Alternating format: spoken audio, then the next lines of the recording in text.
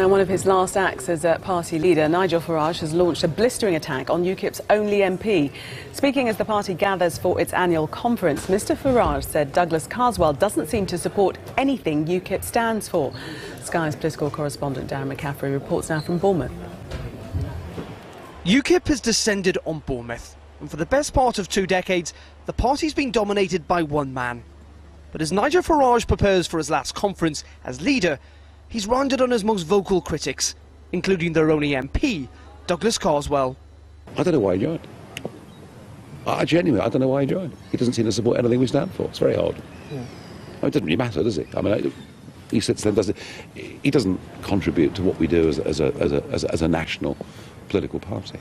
Who do you most admire in British politics at the moment? I mean, in the mainstream parties, who do you look at and think, actually, you know what, they're on the right track. They're a decent person. Well, I admire the fact that Boris took the brave decision to back Brexit, because without him, we could not have done it, and he really did help bring a lot of votes over the line. And what about the worst person? Who do you think?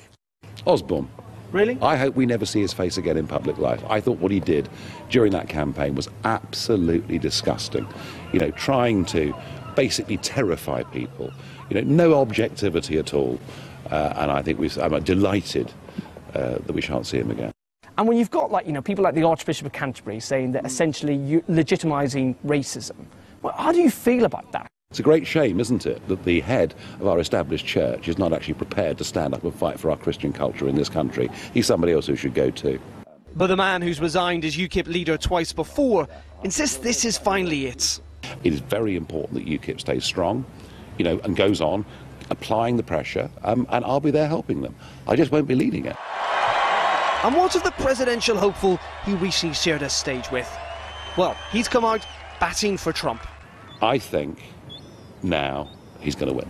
And you'd like to see him win over Hillary? Oh, absolutely. I think Brexit is the start, perhaps, of a very big change in politics across the whole of the Western world. Later, someone else will fill the party's leadership and take on the fractious, disunited UKIP Nigel Farage is leaving behind. Darren McCaffrey, Sky News, Bournemouth.